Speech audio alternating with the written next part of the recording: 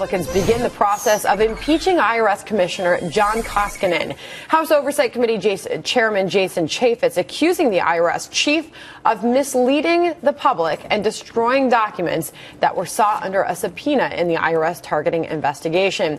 Let's bring in Forbes Media Chairman Steve Forbes. He joins us this morning, and former White House economic advisor Todd Buchholz. Thank you both for being here. So your reaction to this, will an impeachment actually happen, Steve? I think given the state of the conservative mind in the House of Representatives, the answer is yes. This head of the IRS has been stonewalling, obstruction of justice, totally arrogant, made it very clear he didn't think Congress had any power over the IRS, so he's got to be brought to heel. Senate's going to be another matter, but I think it's a good thing to say you're going to be held accountable now and the rest of your life for what you've done and in this cover-up. Todd, very serious charges brought against him, failing to provide evidence, violating public trust, lying under oath. I was talking to Keith earlier, and I was saying this does not help that public perception of the government right now. We should at least raise his taxes. But look, I think the IRS has been outrageous. Remember this. Martha Stewart went to prison. Martha Stewart went to prison, not for insider trading, but because she fibbed to an investigator along the way. She had to wear an orange jumpsuit. This woman who devoted her life to turning pine cones into placemats and kale salad had to go to prison. And this IRS commissioner and his staff, who, as Steve said, not just stonewalled, but discouraged conservatives from getting involved in the political process, utter outrage. Isn't that incredible?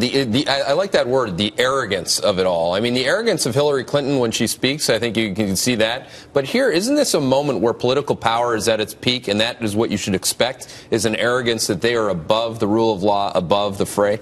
Yes, and this administration's made a whole method of operation on that. Stonewalling Congress, pushing everything to the edge, having agencies do things they shouldn't do.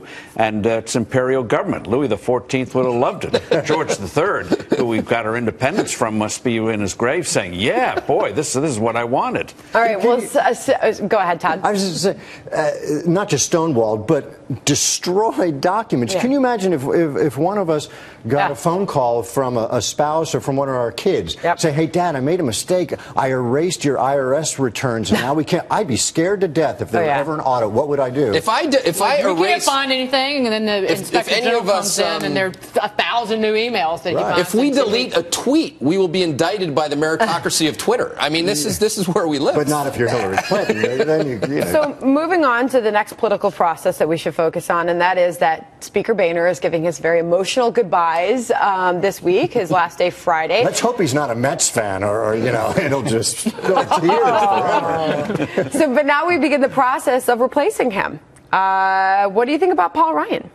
He's the only choice they have. He's demonstrated a real command of policy, understands the rules of the House, respected by all factions in the House. He can make things happen. One of the things I think that will happen under his speakership is they won't wait to the last minute when these deadlines come up. If a crisis comes up, they'll try to do more in anticipation. And for the next president, if it's a Republican, Paul Ryan's interested in policy, unlike the current leadership. Should they get rid of the debt ceiling? Just get rid of it? Because it seems like in recent history, Steve, it's just an excuse for the Democrats to push through more spending.